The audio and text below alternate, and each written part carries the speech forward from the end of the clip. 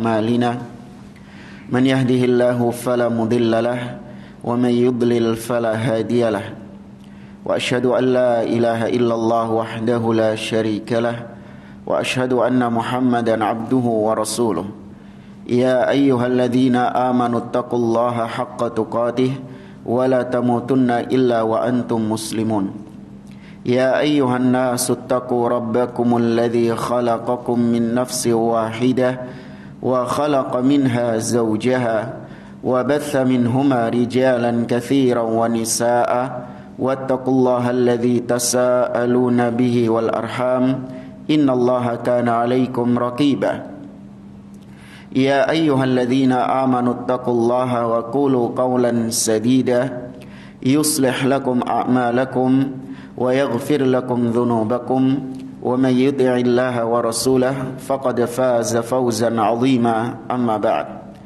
فإن أصدق الحديث كتاب الله وخير الهدي هدي محمد صلى الله عليه وسلم وشر الأمور محدثاتها وكل محدثة بدعة وكل بدعة ضلالة وكل ضلالة في النار.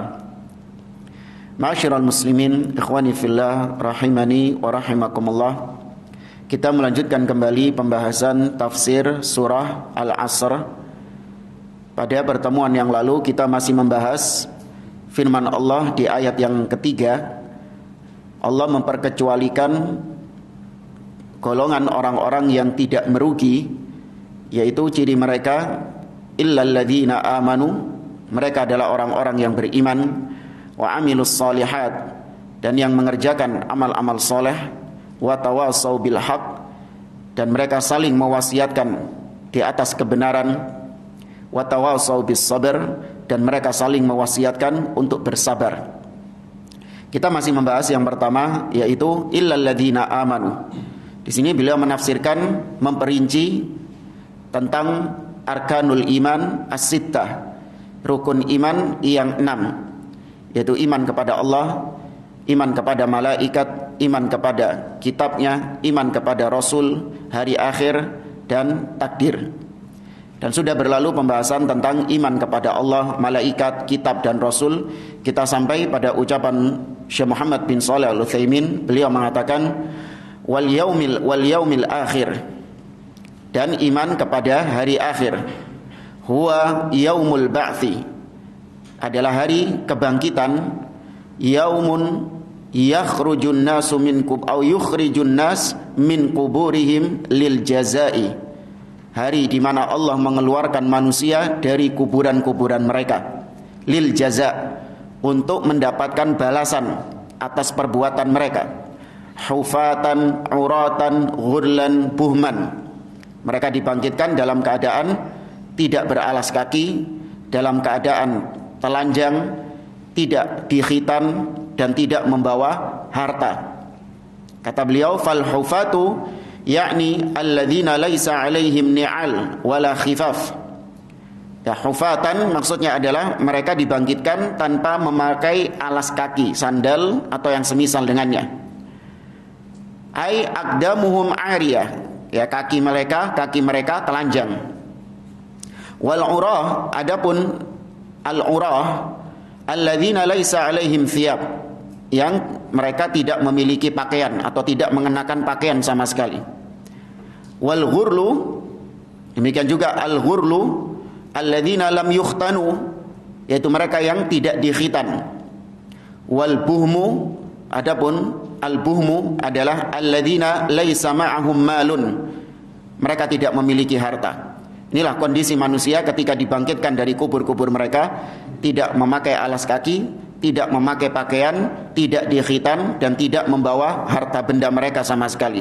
Kama bada'na awwala khalqin nu'idu wa'dan alaina, kata Allah. Sebagaimana demikianlah kami membangkitkan manusia sebagaimana awal mula ketika manusia itu lahir.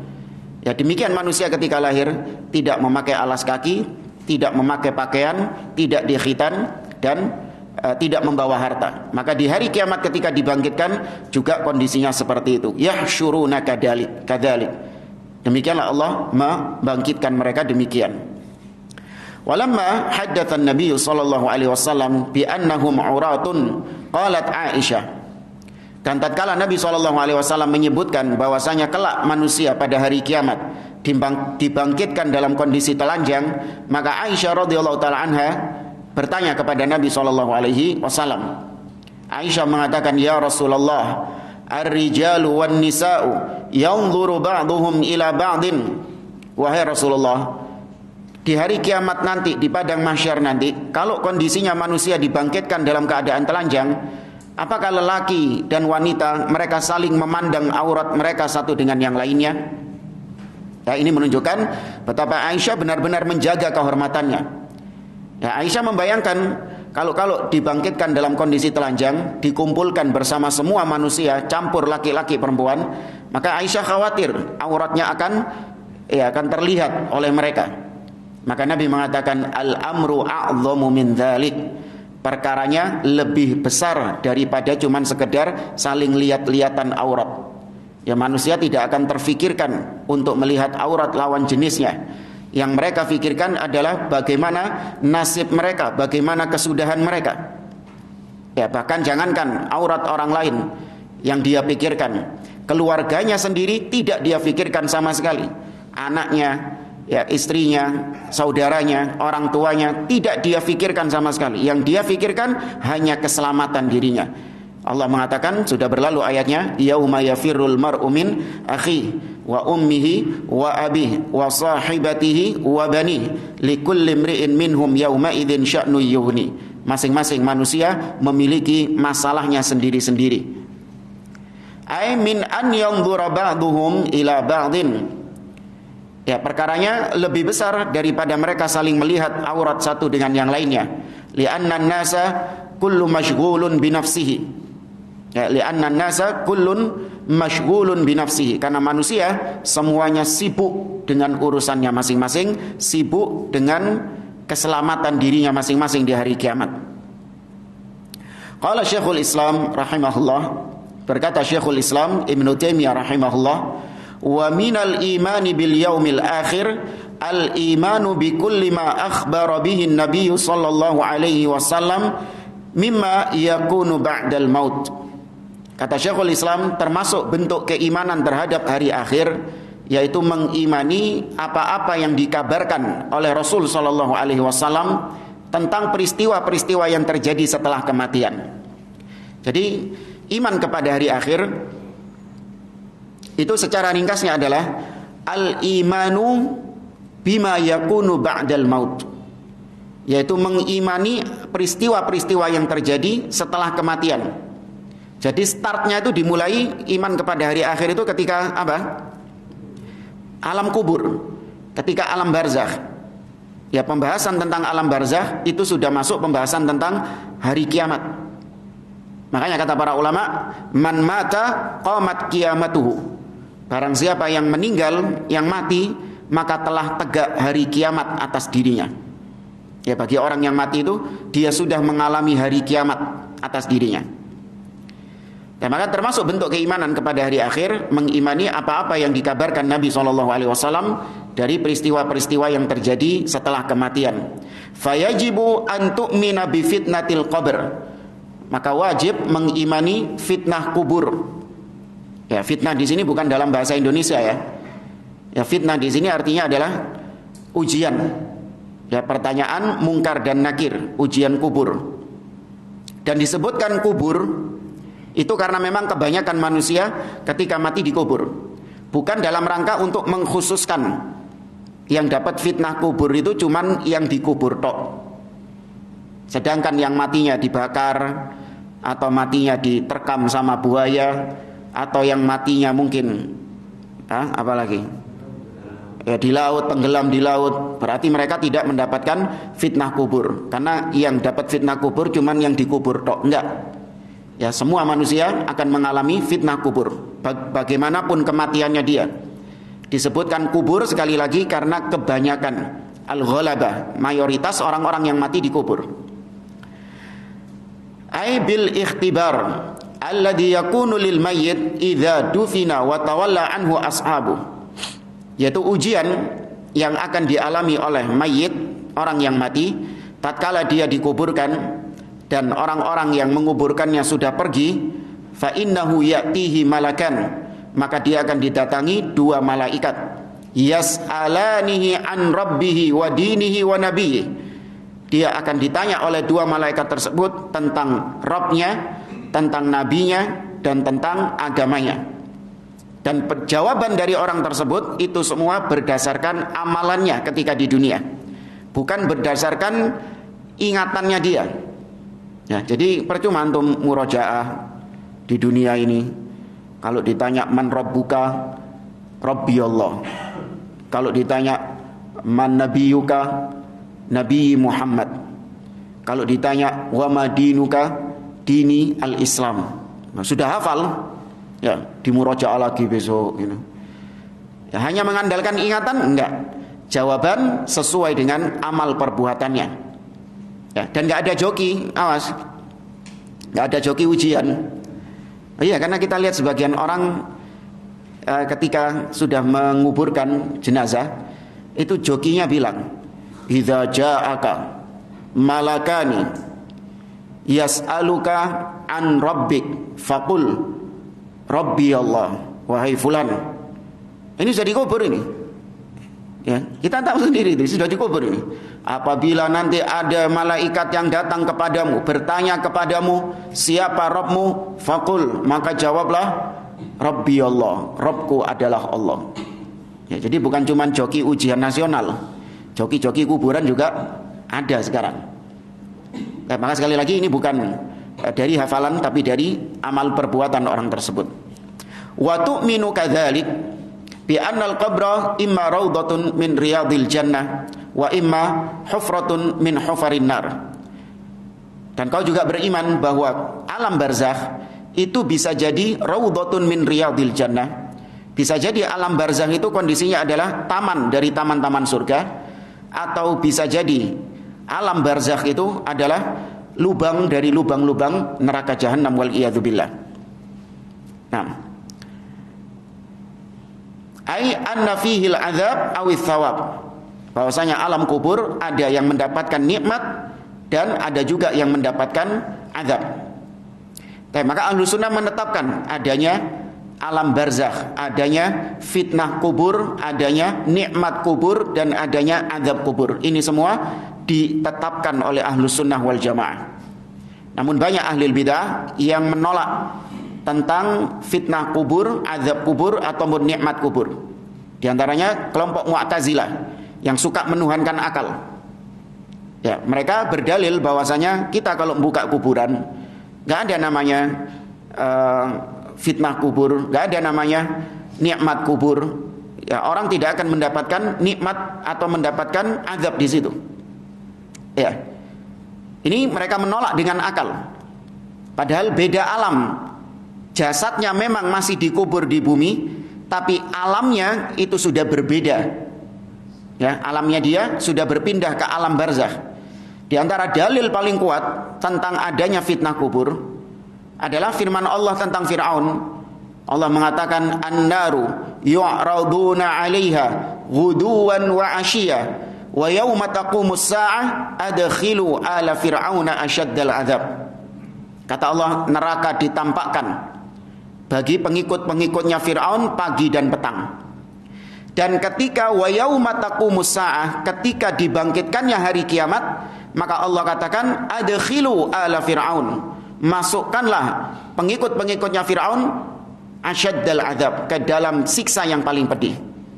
Perhatikan ayat ini ada dua potongan. Neraka ditampakkan kepada mereka pagi dan petang. Potongan pertama.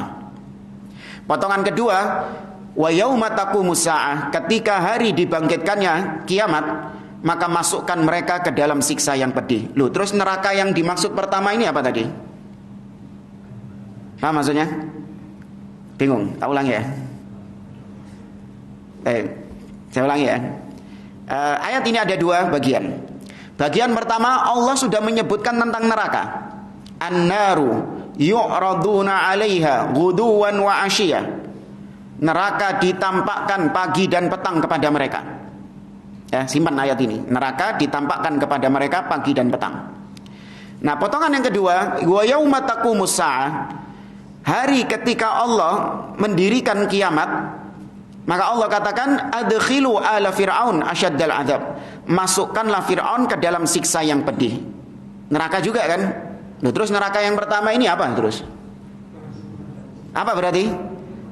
Naam, azab kubur. Ya, neraka yang pertama ini yang dimaksud adalah azab kubur. Yaitu dalil dari Al-Quran. Kalau mereka mengatakan nggak ada dalil dari Al-Quran yang mengatakan adanya fitnah kubur, adanya azab kubur. Adapun hadis, kata mereka hadisnya ahad. Ya, hadisnya ahad. Padahal tidak. Hadis tentang azab kubur mutawatir. Tapi demikianlah kelakuannya ahli bidah. Kalau mereka menemukan hadis yang bertentangan dengan akidah mereka, seenaknya sendiri mereka mengatakan hadisnya ahad, hadisnya muttarib, nggak bisa diterima sebagai hujjah, kata mereka.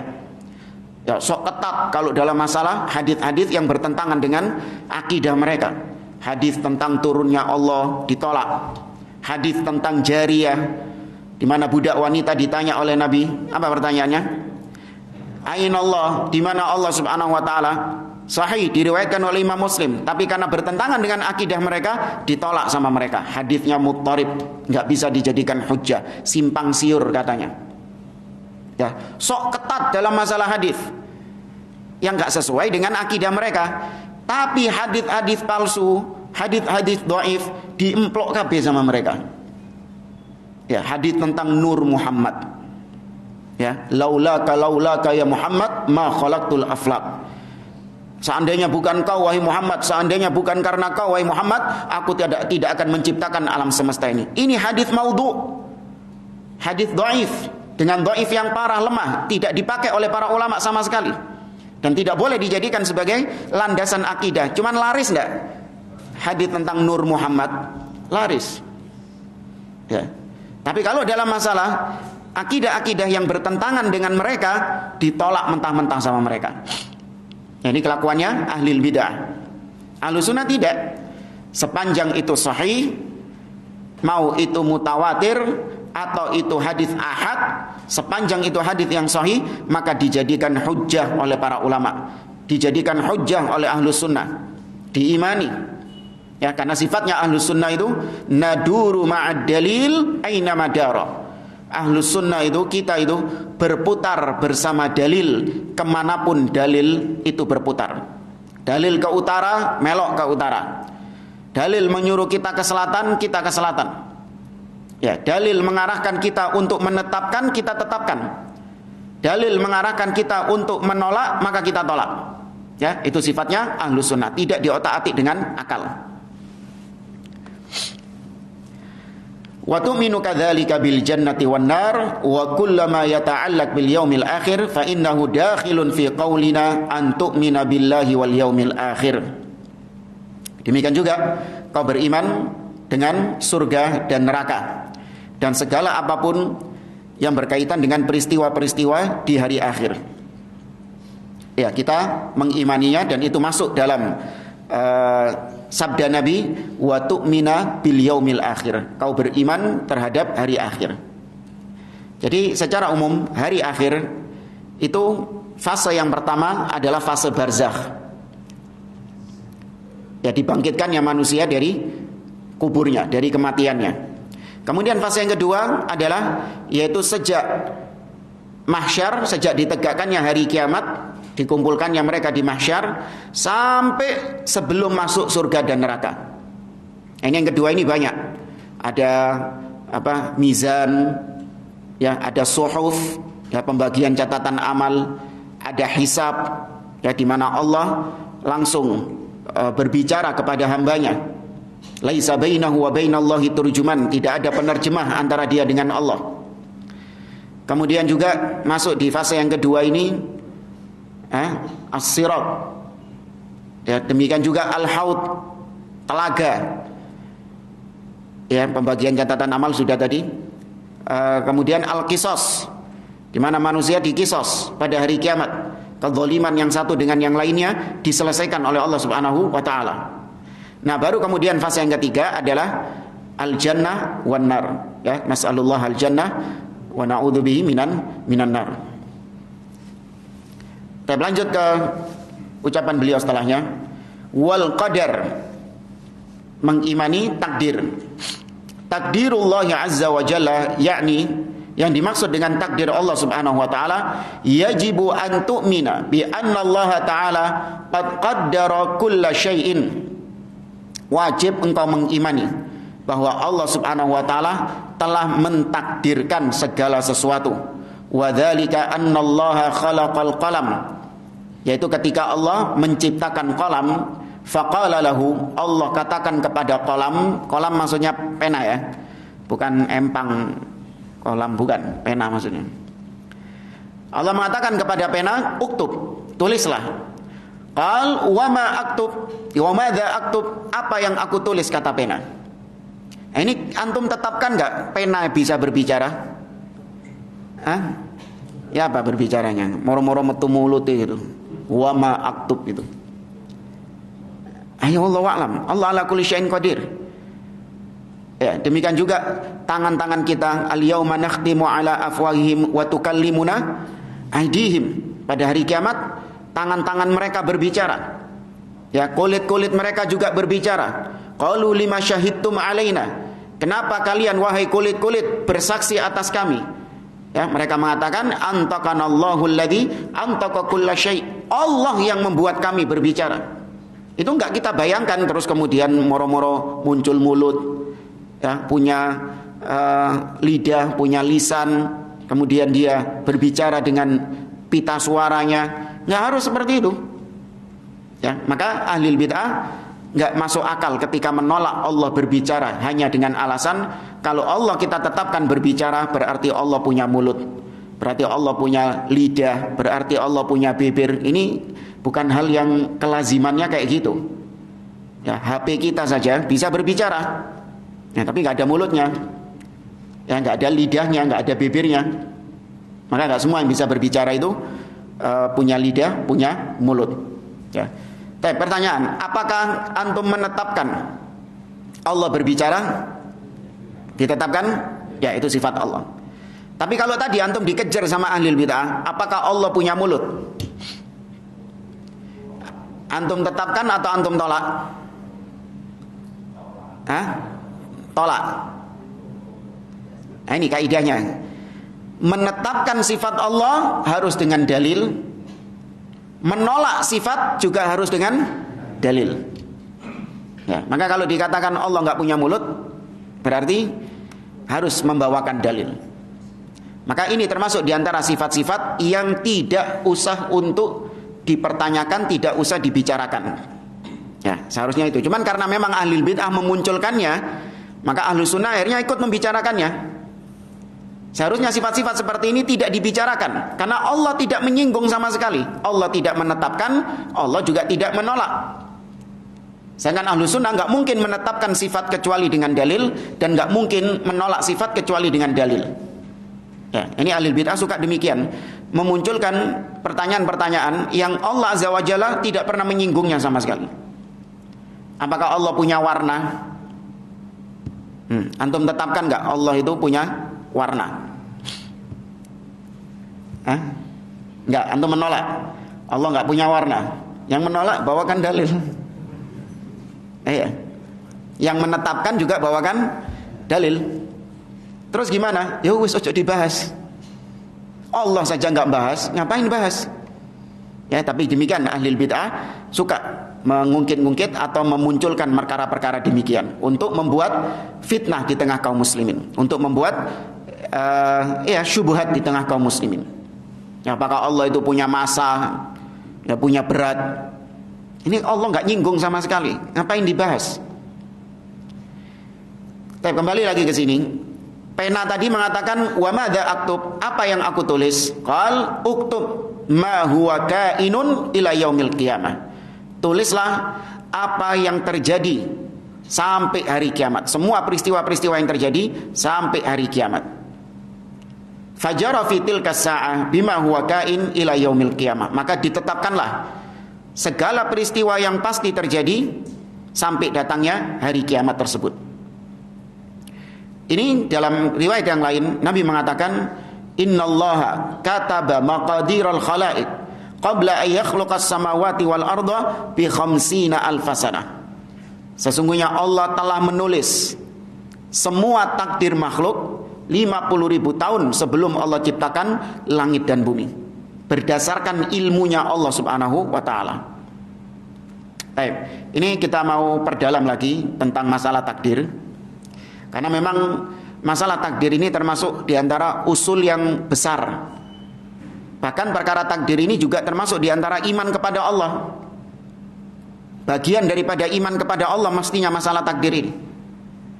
Makanya dalam surat Al-Baqarah Allah tidak menyebutkan tentang masalah takdir. Laisal birra an tuwallu wujuhakum qibalal masyriqi wal maghrib, walakinnal birra man amana billahi wal yaumil akhir wal malaikati wal kitabi wan nabiyyin. Disebutkan hari akhir? Tidak. Cuma 5 tok yang disebutkan tadi. Iman kepada Allah, iman kepada hari akhir, malaikat kepada kitab dan kepada rasul. Iman kepada takdir enggak disebutkan. Kenapa enggak disebutkan? Nah, karena termasuk iman kepada Allah. Kenapa iman kepada takdir itu include iman kepada Allah? Karena takdir itu termasuk af'alullah. Takdir itu termasuk perbuatannya Allah subhanahu wa ta'ala. Termasuk diantara fi'ilnya Allah, perbuatannya Allah yang menetapkan takdir tersebut. Maka mengimani takdir itu juga bagian dari iman kepada Allah.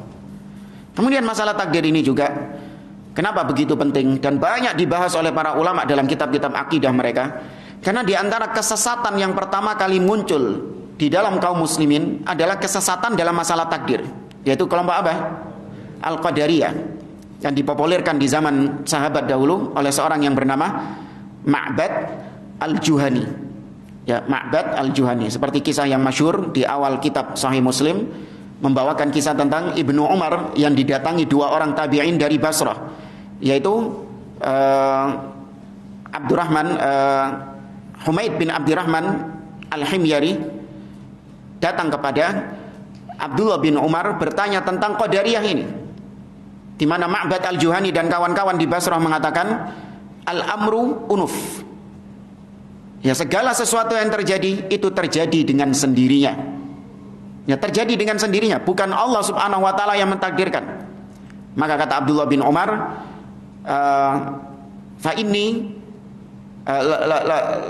in laqitumuhum, apabila kalian berjumpa dengan mereka, fa akhbirhum, kabarkan kepada mereka, anni bari'un minhum wa hum bura'u minni, aku berlepas diri dari mereka dan mereka berlepas diri dari aku. Fa walladzi nafsi biyadi, seandainya demi Allah yang jiwaku berada di tangannya, law anna ahadahum anfaqa mithla uhudin dhahaban ma qabilallahu minhu hatta yu'mina bil qadar.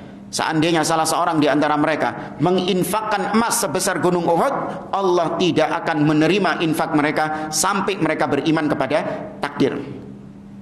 Ya, ini kenapa para ulama serius membahas tentang masalah takdir ini, karena banyak atau karena kemunculannya itu termasuk di antara kesesatan-kesesatan yang pertama kali di dalam kaum muslimin. Dan juga karena banyak kerancu-rancuan, kebingungan dari sebagian orang. Ya, kalau terjadi perzinahan, terjadi kemaksiatan, ya terjadi kesyirikan, masa itu takdir Allah? Iya, itu takdir Allah. Masa Allah mentakdirkan yang buruk? Ya kan? Kan itu diharamkan sama Allah. Kok ditakdirkan? Seharusnya kalau Allah mengharamkan itu, seharusnya tidak ditakdirkan. Ya, banyak orang-orang yang nggak connect antara takdir dengan dirinya, dengan peristiwa yang ada. Atau tadi masalah rizki misalnya. Ya, berapa banyak orang-orang yang tidak beriman kepada takdir ini, dampaknya adalah yaitu nggak yakin dengan rizki yang sudah Allah tetapkan. Ya, tidak yakin dengan rizki yang sudah Allah tetapkan. Maka perlu kita memperdalam sedikit tentang masalah takdir, meskipun sudah pernah kita lewati ya pembahasan masalah takdir ini, cuman nggak apa-apa untuk murojaah. Tapi yang perlu kita perdalam, yang perlu kita terus pelajari dalam masalah takdir ini, yaitu maratibul qadar, tingkatan takdir. Ya, ada 4. Saya bisa nyebutkan. Ilmu, al-kitabah, al-masyiah, al-khalqu. Nah, yaitu ilmunya Allah Subhanahu wa taala, catatannya Allah, al-kitabah, kemudian al-masyiah, kehendak Allah, dan yang keempat al-khalqu, ciptaan. Seperti misalnya hari ini saya mengangkat tangan. Ya, sekarang hari ini tanggal 3 Safar ini saya mengangkat tangan. Tanggal 3 atau tanggal 2 ini? Tanggal 3 ya? Ya wis. Saya mengangkat tangan ini. Baik. Sebelum saya mengangkat tangan ini, maka sudah berlalu 4 hal tadi. Ilmunya Allah. Allah tahu sejak azali bahwasanya hari ini tanggal 3 Safar ini jam 5:30 pagi ini saya mengangkat tangan seperti ini. Itu sudah tahu sebelumnya Allah Subhanahu wa taala. Kemudian yang kedua adalah kitabah. Tulis. Yaitu Allah Subhanahu wa taala telah mencatat pada tanggal 3 Safar ini jam 5:30 ini saya mengangkat tangan seperti ini, sudah dicatat sama Allah Subhanahu wa taala. Ada catatannya di Lauhul Mahfuz. Kemudian al-masyiah. Sebelum saya mengangkat tangan ini, Allah sudah menghendaki. Ya, menghendaki itu merestui untuk saya mengangkat tangan seperti ini. Kalau Allah nggak menghendaki, gak iso jamaah, setruk. Naudzubillah. Allah nggak menghendaki. Tapi Allah menghendaki saya mengangkat tangan. Kemudian yang keempat adalah al-khalqu. Allah adakan. Ya, setelah Allah izinkan untuk terjadi, maka Allah adakan, Allah ciptakan kejadiannya itu. Allah realisasikan. Gitu. Paham jamaah? Ya, apapun yang antum lakukan sekarang ini, sebelum antum melakukannya, yakini 4 hal tadi sudah berlalu sebelumnya. Allah sudah tahu, Allah sudah mencatatnya, Allah menghendakinya, dan Allah merealisasikannya untuk terjadi. Apapun tanpa terkecuali, mau itu perbuatan baik ataupun perbuatan buruk. Ya, terjadi perzinahan, terjadi kesyirikan, terjadi kebid'ahan misalnya. Ya, maka yakini 4 hal tadi. Sebelum terjadinya kemaksiatan itu, Allah sudah tahu, Allah sudah catat, Allah sudah merestui terjadinya hal tersebut, dan Allah realisasikan perbuatan itu sehingga terjadilah yang terjadi. Paham jemaah? Baik, ini harus kita yakini 4 maratib, 4 tingkatan tentang masalah takdir ini. Kemudian juga berkaitan dengan masalah takdir juga yang harus kita pahami, yaitu tentang masyiah tadi, kehendak Allah. Bahwasanya kehendak Allah terbagi menjadi 2, yaitu kehendak kauni dan kehendak syar'i. Ya, iradah atau dalam bahasa lain iradah, keinginan Allah, kehendak Allah yang kauni dan kehendak Allah yang syar'i. Apa maksudnya yang kauni? Kauni adalah kehendak Allah yang pasti terjadi. Kedaten. Ya, kehendak Allah yang pasti terjadi. Tapi terkadang dicintai oleh Allah, terkadang tidak dicintai sama Allah Subhanahu wa taala. Pokoknya nek kedaten arane apa? Kauni. Ya, kalau terjadi itu namanya kauni, kehendak Allah yang kauni, baik yang Allah cintai ataupun yang tidak Allah cintai. Sedangkan yang syar'i kebalikannya, kehendak Allah yang Allah cintai, entah terjadi ataupun tidak terjadi. Bingung jemaah? Ya, saja ini gampang kalau tahu perbedaan ini. Yang kauni pasti kedaden, pasti terjadi, entah dicintai sama Allah ataupun tidak dicintai. Adapun yang syar'i adalah pasti dicintai oleh Allah, entah terjadi ataupun tidak terjadi. Yang syar'i seperti misalnya Allah menginginkan hamba-hambanya manusia untuk beriman. Allah ingin orang-orang yang beriman untuk salat, puasa di bulan Ramadan. Ya, baik. Apakah semuanya salat? Apakah semua manusia beriman? Enggak mesti. Ada yang mukmin, ada yang kafir, ada yang taat, ada yang maksiat. Tapi Allah menginginkan mereka untuk beriman, tapi enggak mesti terjadi. Bukan karena Allah enggak mampu, enggak. Bukan karena Allah enggak mampu. Kalau seandainya Allah mau, Allah bisa untuk menjadikan semua manusia beriman. Bisa? Bisa. Allah katakan dalam surah Hud, "Walau syaa rabbuka laja'alan nasa ummatan wahidah." Seandainya Rabbmu berkehendak, maka manusia ini dijadikan satu model semuanya, mukmin semuanya, ahlus sunnah semuanya, tidak ada ahli bidah. Ya, wala yazaluna mukhtalifin illa man rahima rabbuk. Namun Allah kehendaki manusia selalu berselisih kecuali yang Allah rahmati itu. Baik. Maka kehendak Allah yang syar'i itu pasti dicintai oleh Allah karena berkaitan dengan apa-apa yang Allah perintahkan. Dan ketika terjadi, maka itu dicintai sama Allah Subhanahu wa taala. Ya, terkadang terjadi, terkadang tidak terjadi. Adapun yang kauni tadi, yaitu yang pasti terjadi, entah dicintai sama Allah ataupun tidak dicintai sama Allah. Tapi muncul pertanyaan, kalau memang zina itu mencuri, merampok, membunuh, berdusta dan yang lainnya, itu adalah perbuatan yang tidak disukai sama Allah, lantas kenapa Allah takdirkan? Untuk apa? Lantas kenapa Allah takdirkan? Harusnya kalau Allah haramkan, ya nggak usah ditakdirkan.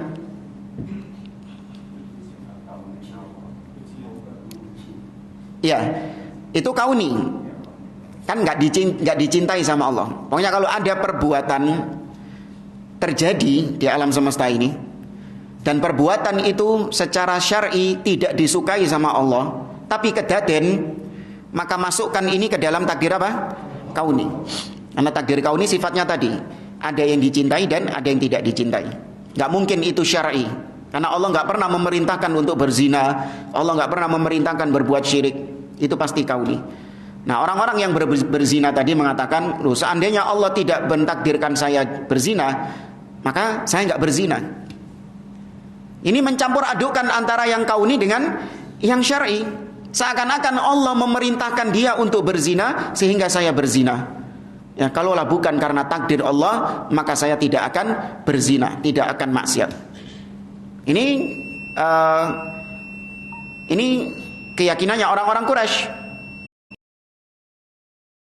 Lau syaa Allah ma asyrakna wala abauna min qabl. Seandainya Allah tidak menghendaki, tidak mentakdirkan kami untuk berbuat syirik, maka kami enggak akan berbuat syirik. Demikian juga bapak-bapak kami. Jadi kami enggak boleh dijadikan sebagai syariat yang dijalankan. Enggak. Takdir kauni cuman pegangan, cuman diimani saja.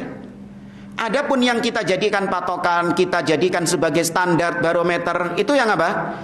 Yang syar'i, yang syariat. Ya, jangan yang kauni. Contoh misalnya, ada seorang yang taat beribadah kepada Allah. Suatu ketika tatkala menjelang kematiannya, maka dia mati dalam kondisi yang mengenaskan, mati su'ul khotimah. Sebaliknya, ada seorang yang bergelimang dosa. Selama hidupnya dia bergelimang dosa, tapi kemudian mati dalam kondisi yang husnul khotimah. Ya, mati ketika sholat, ya, di Masjidil Haram lagi, Masya Allah, lagi umroh, sholat, mati lagi. Padahal sirahnya selama ini penuh dengan kemaksiatan. Taib. Maka apakah boleh maknanya kita menjadikan proses orang ini menjadi husnul khotimah, kita jadikan sebagai barometer standar? Oh, berarti cara untuk meraih husnul khotimah adalah dengan bermaksiat seperti orang ini. Atau sebaliknya, wah ini matinya su'ul khotimah ini. Ya, matinya su'ul khotimah. Padahal sirahnya selama ini dia orang yang taat beribadah. Oh, berarti taat beribadah itu bisa mengakibatkan orangnya su'ul khotimah. Boleh kayak gitu? Nggak boleh. Ini namanya berpegang dengan kauni. Ya, berpegang dengan kauni. Pegang yang syar'i. Tetap kita berpegang dengan yang syar'i. Makanya nggak usah heran kalau misalnya ada tokoh-tokoh kesesatan, tokoh-tokoh ahli bid'ah mengakhiri hidupnya dengan husnul khotimah, nggak usah heran. Ya, terkadang memang Allah berikan taufik untuknya bertobat sebelum kematiannya, bisa.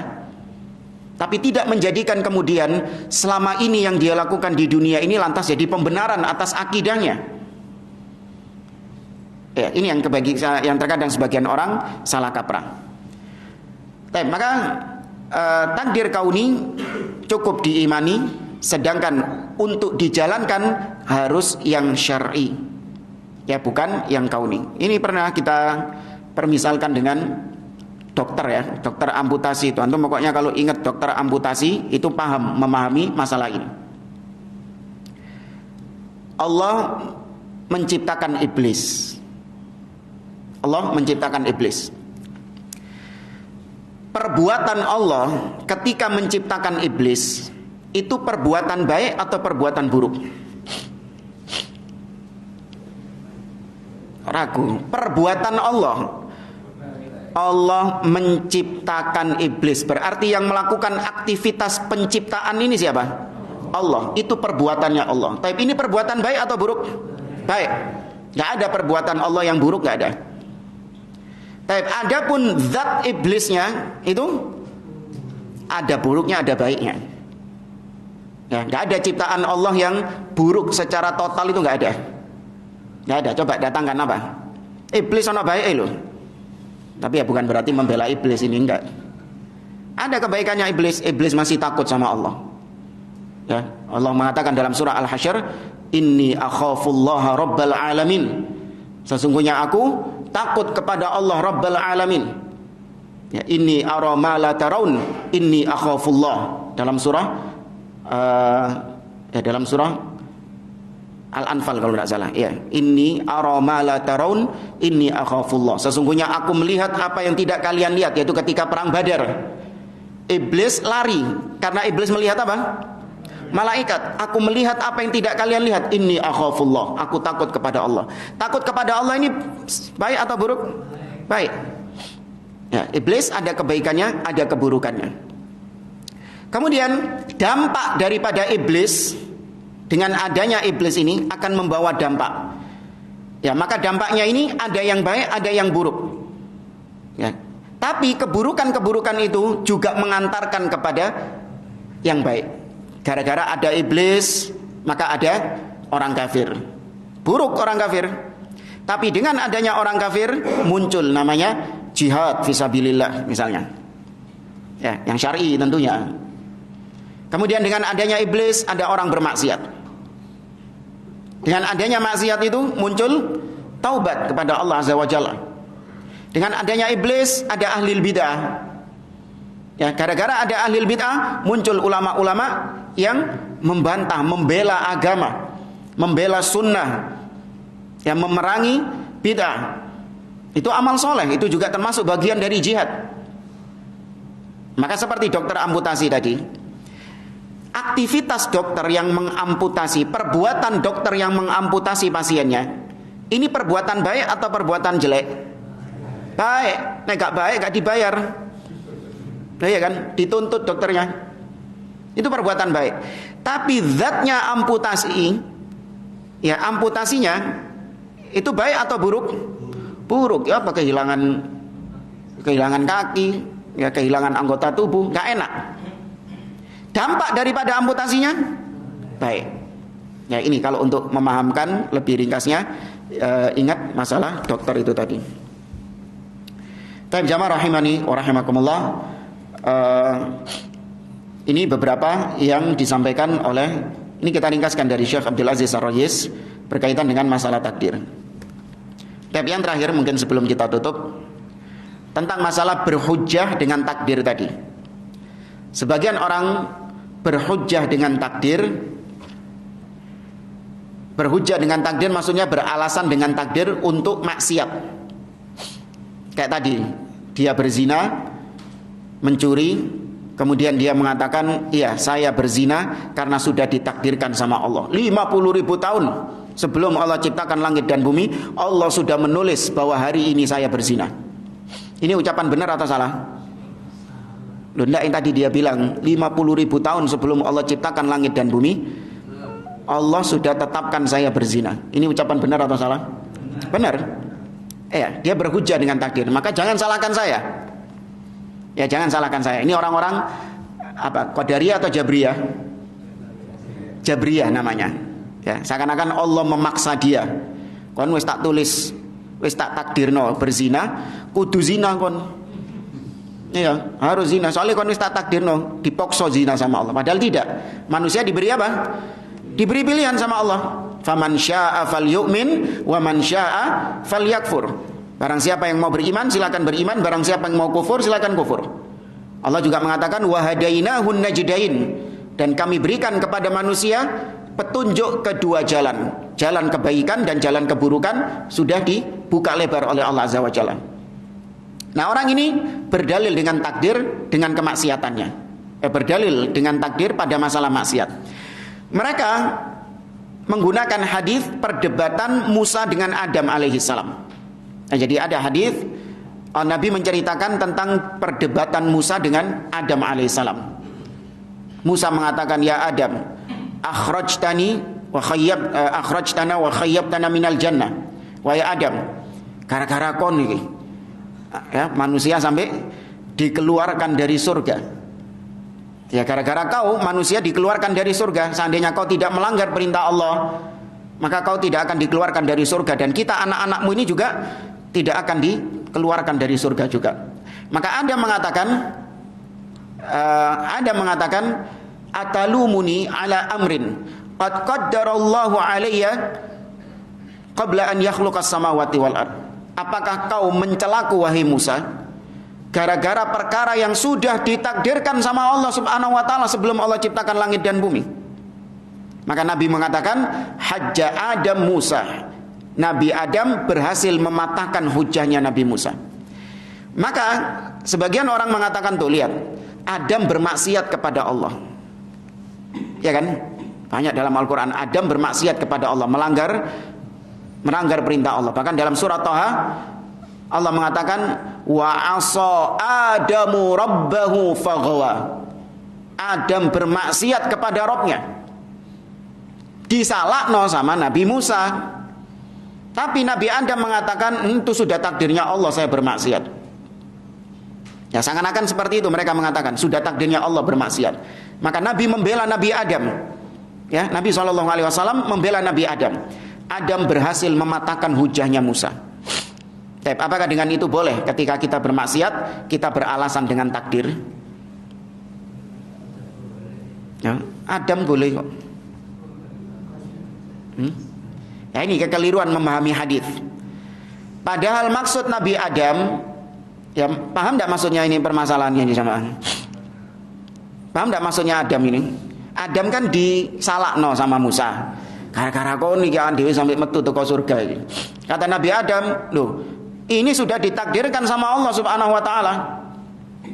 Ya, ini sudah ditakdirkan oleh Allah Azza wa Jalla. Apakah kau mencelaku gara-gara perkara yang sudah ditakdirkan sama Allah? Maka Nabi mengatakan Adam berhasil mengalahkan argumentasinya Musa. Nah, jadi masalah hadis ini ditunggangi oleh orang-orang pelaku maksiat. Ketika mereka bermaksiat, diingatkan, mereka mengatakan sudah takdirnya saya bermaksiat. Oh, gak oleh ngono. Oh, iki Nabi Adam. Ya, Nabi Adam berhujah dengan takdir. Dibenarkan lagi sama Rasul sallallahu alaihi wasallam. Gimana jawabnya antum?